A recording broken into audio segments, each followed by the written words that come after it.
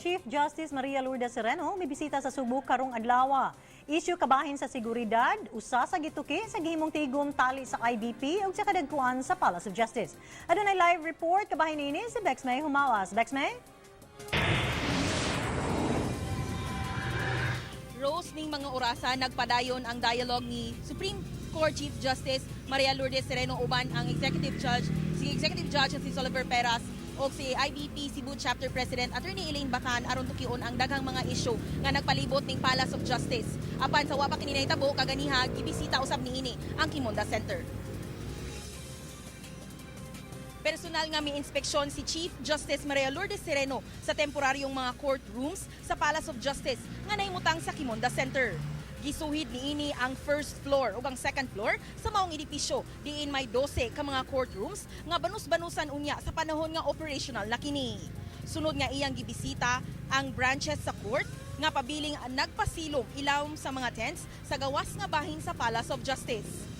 Pagsulod sa mga tents, gipakpakan ang Supreme Court Chief Justice ug nipasalig kini sa mga trabahante nga paspasan na nila ang himuong lakang aron marisolbar ang lisod nilang kahintang ug mapaniguro usab ang ilang seguridad. Matud ni Court Administrator Maidas Marquez nga sunod simana gikatakdang pabalhino na sa Quimonda Center ang operasyon sa korte. Gipadayag kini sa kasubo nunot sa ambush slay nga panghitabo kang Attorney Noel Archival ug nanawagan sa mga otoridad sa daling pagdakop ug pagtaral sa mga responsable. Dako usab og natampo Rose ang insidente sa napatay nga abogado aron tukuyon nila ang aspeto sa seguridad ilabi na sa kasamtangang sitwasyon karon sa Palace of Justice.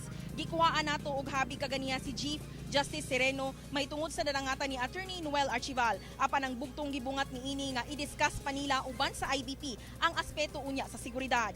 Hinuon na matud ni Attorney Elaine Bacan, IBP Cebu Chapter President nga ag gikatakdang pagbalhin sunod simana imposible pa nga mahitabo nunod sa dakong trabaho nga gikinahanglan sa Quimonda Center. Sama sa budget ilabi na og sa kinatibuk-an yung plano sa Chief Justice may tungod sa Palace of Justice.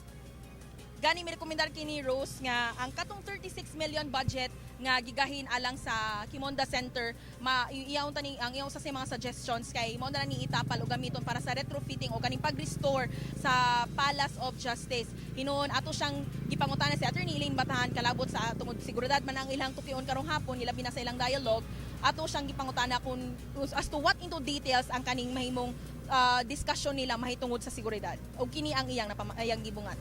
So, that is yet to be discussed nato, no? Those are also another talking points nato kaya na nato i-discuss kay right now in Quimonda wala pa man pagigi-set up nga klaro nga security nato both in terms of manpower and in terms of facilities and equipment which is something that should also be considered. Ma'am Len, sunod semana lisod pa di pa.